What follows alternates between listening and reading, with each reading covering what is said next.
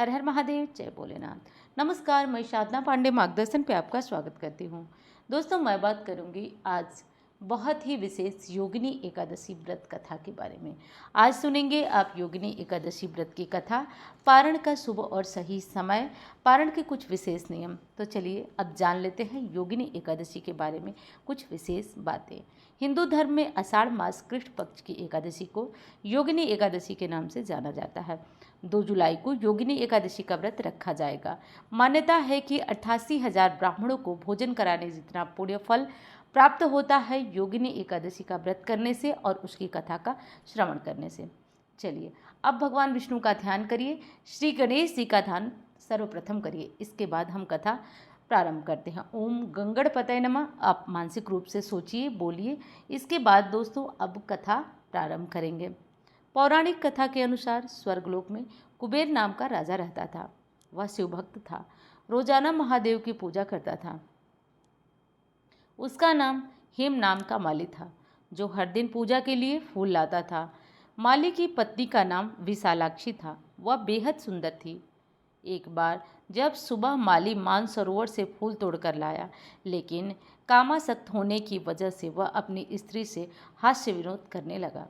राजा को उपासना करने में देरी हो गई, जिसकी वजह से राजा क्रोधित हो गए। ऐसे में राजा ने माली को शाप दे दिया।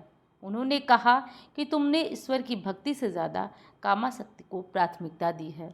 तुम्हारा स्वर्ग से पतन होगा और तुम धरती पर स्त्री वियोग और कुष्ठ रोग का सामना करोगे। इसके बाद वह धरती पर आ गिरा, जिसकी वजह से उसे कुष्ठ रोग हो गया और उसकी पत्नी भी चली गई। वह कई वर्षों तक धरती पर कष्टों का सामना करता रहा। एक बार माली को मार्कंडेय ऋषि के दर्शन हुए। उसने अपने जीवन की सारी परेशानियों को बताया। ऋषि माली की बातों को सुनकर आश्चर्य में पड़ गए। ऐसे में मार्कंडेय ऋषि ने उसे योगिनी एकादशी के व्रत के महत्व के बारे में बताया। मार्कंडेय ने कहा कि इस व्रत को करने से तुम्हारे जीवन के सभी पाप खत्म हो जाएंगे और तुम पुनः भगवान की कृपा से स्वर्ग लोक को प्राप्त हो पाओगे। माली ने ठीक ऐसा ही किया। भगवान विष्णु की उसके समस्त पापों को क्षमा करके उसे स्वर्ग लोक प्रदान किया। हिंदू धर्म में योगिनी एकादशी का व्रत करने से हर तरह के मनोरथ पूर्ण होते हैं। जाने अनजाने में किए गए समस्त पाप नाश होते हैं। घर में खुशहाली तरक्की बनी रहती है। ऐसी मान्यता है कि योगिनी एकादशी का व्रत करने से 88,000 ब्राह्मणों को भोजन कराने जितना पुण्य फल की प्राप्ति होती है। एकादशी का व्रत रखने से व्यक्ति के जीवन में आ रही समस्याएं दूर होती है। योगिनी एकादशी के दिन भगवान विष्णु की पूजा उपासना करने से व्यक्ति को मृत्यु के बाद श्री हरि विष्णु के चरणों में स्थान प्राप्त होता है। तो ये थी दोस्तों योगिनी एकादशी व्रत कथा। अब चलिए जान लेते हैं कि योगिनी एकादशी व्रत में पारण किस दिन और किस समय करना चाहिए। योगिनी एकादशी का पारण 3 जुलाई को सुबह 5:28 से प्रारंभ होकर 7:10 तक रहेगा। और ध्यान रखिएगा इस मुहूर्त में ही आपको पारण करना है।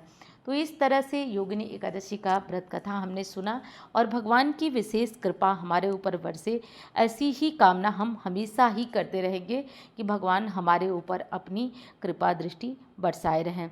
एकादशी व्रत ऐसा व्रत है जिसे भगवान की विशेष कृपा मिलती है। तो इसलिए हर व्यक्ति को ध्यान रखना चाहिए कि इस योगिनी एकादशी की व्रत कथा हो गई, आरती हो गई और संपूर्ण तरीके से भगवान के चरणों में अपना समर्पण बनाए रखें। तो इसलिए दोस्तों अब हम लोग सुनेंगे भगवान विष्णु की आरती, क्योंकि जानते हैं आरती के बिना जो है कोई पूजा, कोई पाठ, कोई भी चीज़ पूर्ण नहीं होती है। तो हम सुन लेते हैं भगवान की आरती। ओम जय जगदीश हरे, स्वामी जय जगदीश हरे, भक्त जनों के संकट क्षण में दूर करे। ओम जय जगदीश हरे, भक्त जनों के संकट क्षण में दूर करे। जो ध्यावे फल पावे, दुख बिनसे मन का, सुख संपत्ति घर आवे, कष्ट मिटे तन का। ओम जय जगदीश हरे, मात पिता तुम मेरे, शरण गहूँ किसकी, तुम बिनु और न दूजा, आस करूं जिसकी। ओम जय जगदीश हरे, तुम पूर्ण परमात्मा, तुम अंतर्यामी, पार ब्रह्म परमेश्वर, तुम सबके स्वामी। ओम जय जगदीश हरे, तुम करुणा के सागर तुम पालन करता, मैं मूरख खल कामे कृपा करो भरता।